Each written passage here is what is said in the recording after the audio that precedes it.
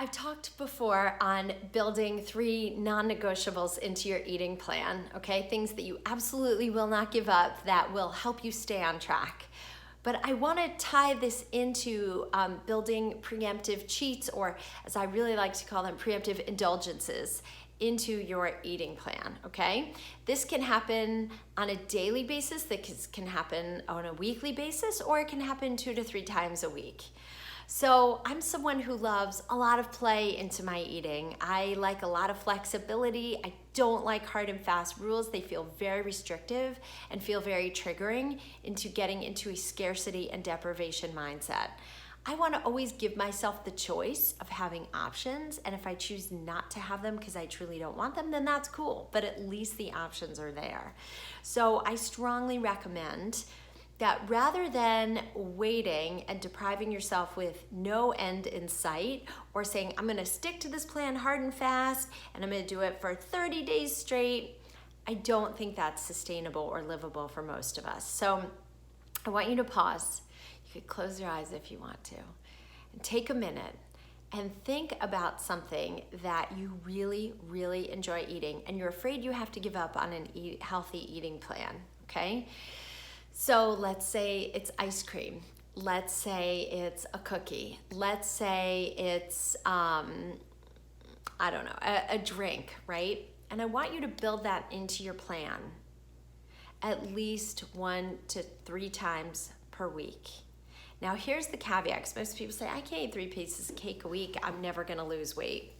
The caveat is a couple of things. Number 1, you have to be really, really present when you're eating it, which means you put it on a plate, you eat it with a fork, assuming it's a food, you put your fork down between bites, and you really are very present, and you commit to stopping when you're full. Okay, that's number 1. Number 2 is you commit to really watching the portion size. Obviously, I'm not gonna tell you to eat a big piece of cake 3 times a week. I'm gonna tell you to have like a brownie would be better. So you could cut into an individual portion, and maybe you store those brownies in the freezer so you're not tempted to have them out on the counter all week. All of those are really useful tools.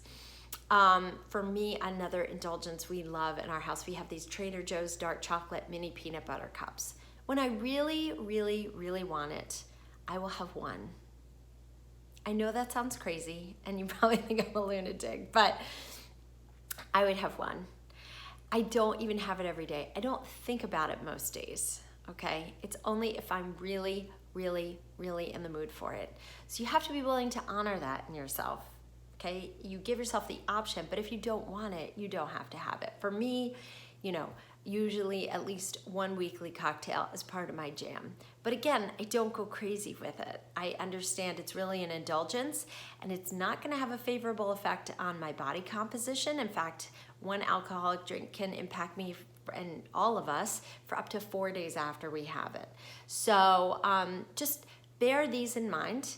And if you notice you are having these weekly indulgences that you've built in and you're not seeing shifts, that you commit to releasing what isn't serving you, and that you've tried it and you say, hey, did this work for me? And if it didn't work for you, then you commit to saying, okay, I'm gonna honor my body, I'm gonna support my body, and I'm gonna let this go. So giving you some great food for thought today. I'd love to hear your comments below. Drop some in the comment box below, and we'll talk to you soon.